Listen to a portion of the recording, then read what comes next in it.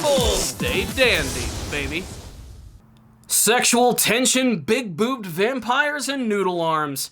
Yep, it's another rambunctious, crazy, and over-the-top episode of Don't Toy With Me, Miss Nagatoro. And I didn't really like the first episode of Miss Nagatoro. I don't know what it was. I think it was really the main character herself who really turned me off.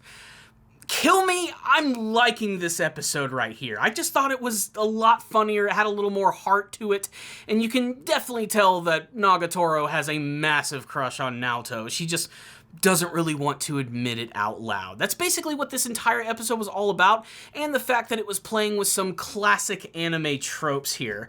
Something that I didn't bring up in my review of the first episode is how this series goes for like a two-story format, an A and a B storyline that are completely different from one another, but there still manages to be a little bit of continuity in the series, which is something that I actually do appreciate. But I do love the whole two-act structure, as it makes it a little easier to talk about, and of course, it gives me a little more to actually see in the series, if that means freaking anything. But let's talk about this episode right here. The first half is pretty much playing on the classic anime trope of the main hero who trips and falls on a female and ends up grabbing her boobs.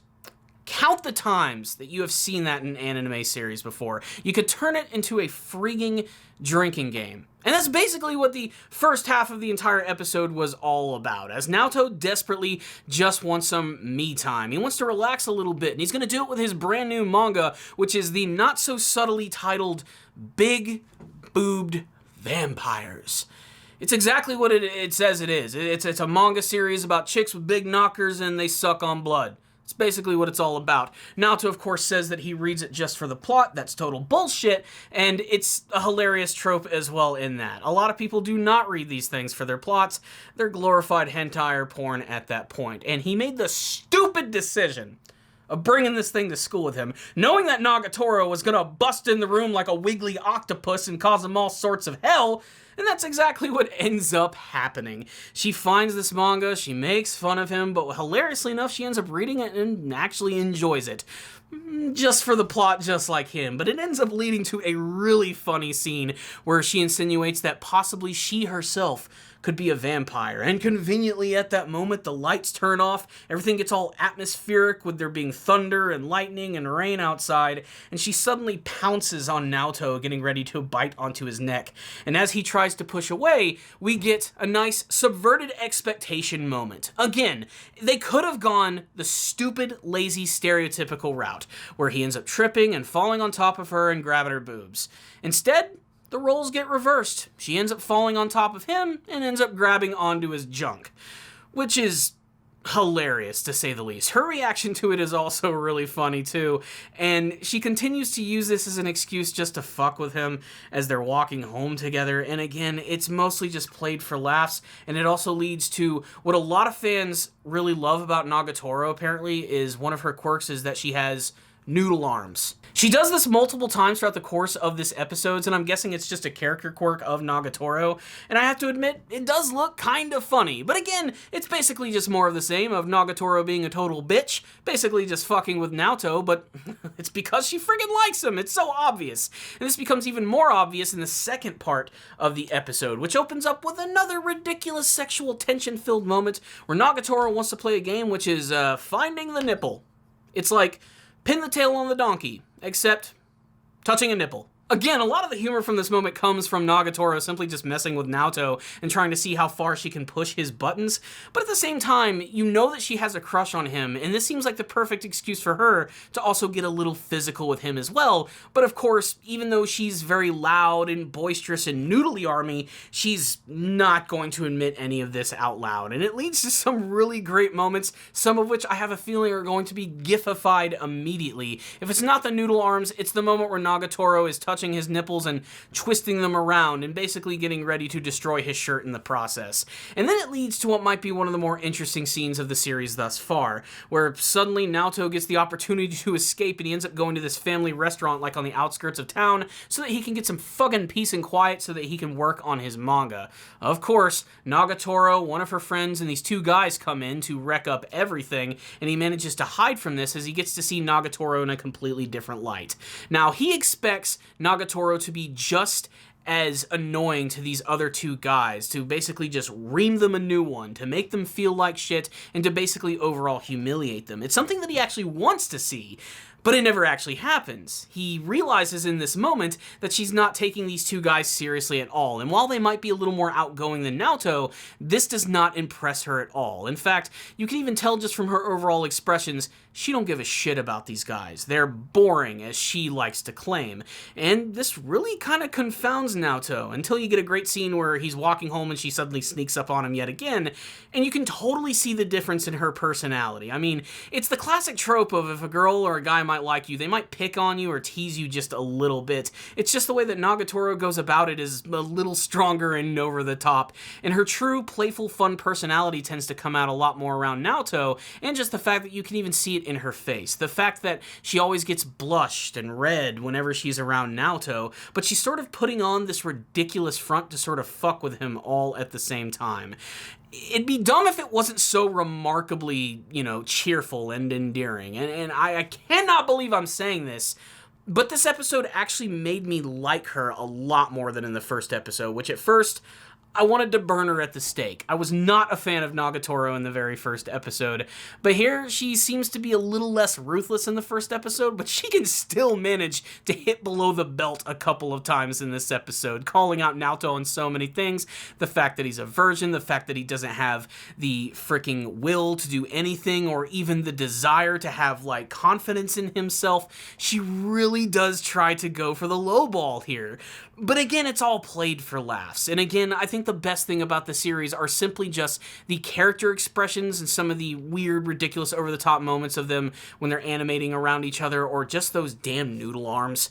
They're just funny. So what's the rundown on the second episode of Don't Toy With Me, Miss Nagatoro? I can't believe I'm saying this, but the show is growing on me, and I didn't expect that from a show like this.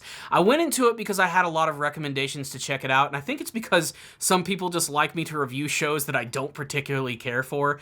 But 90% of the time when that happens, I end up finding something that I end up enjoying, and that could be because I don't watch these type of shows all that much.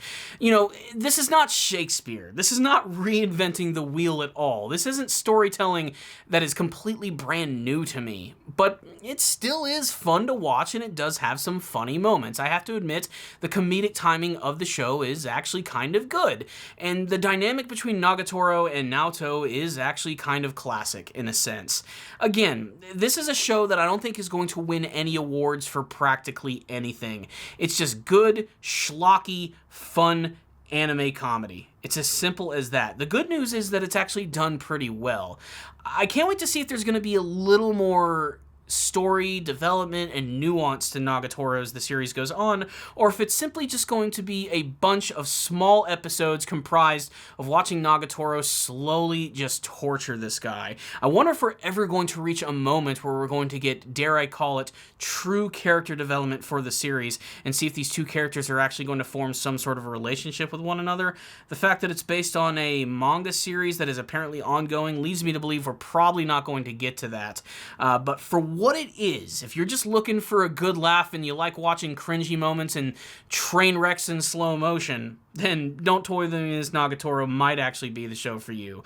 For now, I think I'm actually going to continue watching this, and boy does that frigging surprise me. This is not my style of show, but I'm interested to see what's going to happen next, and like I said, I like seeing some of those weird, unhinged kind of moments between these type of characters. I think it's actually kind of charming in a sense, and it's good to have this type of show because I always end up watching a bunch of action anime, and this is kind of like the dessert. It allows me to relax and look at something that's not so serious, and to just kind of kick back and not take it so seriously. It's a refresher, minty fresh kind of anime. It just features a character who is an absolute bitch a lot of the times.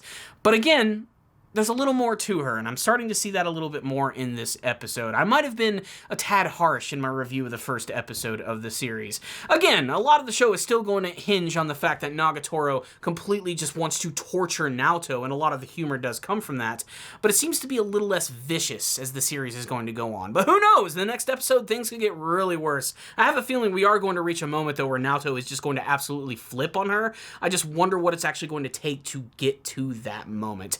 As it is, it's just more classic anime comedy. And the good news is the production value is still very high. I think that's definitely the best thing about the entire series. The character design itself, the look of the backgrounds, the color scheme, the art direction of the show is way more solid than it needs to be for a show like this. I mean, just the character expressions alone make it, but even just the look of the classroom during that vampire scene I thought was really funny. The midway title cards I thought were really great, emulating the style of like all the vampire stories they were telling. And there was even this weird little moment that was animated like a video game, and it looked like something straight out of Ghosts and Goblins, which I thought was also kind of cool. It's little moments like that that really bring this entire series together. Production value, which is way better than it has any right to be. So, good production value, pretty decent comedy, and surprisingly fun characters despite the fact that they can get irritating at times.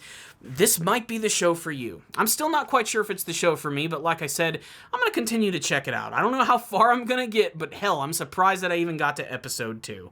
So, there it is. I liked this episode a lot more than the first one. I'm actually going to give this one a 4 out of 5. I got a lot of entertainment from it, and some really good laughs, I have to admit. But your thoughts might be completely different. You might have hated this episode. You might hate this series. You might have loved this episode even more than me. Make sure to sound off in the comments section below, telling me what you thought about the latest episode of the series and what you're hoping to see in the future. Thank you guys so much for watching this review. Please subscribe to the channel for more videos just like this one. If you did like this video, go ahead, take your noodly arm and hit that like button. It helps out these videos a lot. It ensures more people can actually see my content when I release it. And I would like to go ahead and take this time to thank all of my patrons. You noodly people are pretty frigging awesome. I love you guys because you're watching my videos. You're leaving me comments, giving me great feedback, but you're making monthly donations. And that takes guts. You're going the extra mile. And I just want to thank you so much for all of that. Remember, first-time donators, I'll review an anime series of your choosing. And I would also love to add your name to this list of amazing people that you see on screen. You guys are the superstars of Ace Guru. So thank you guys so much for watching this review. I'll see you all next time. And as always, stay down there, baby.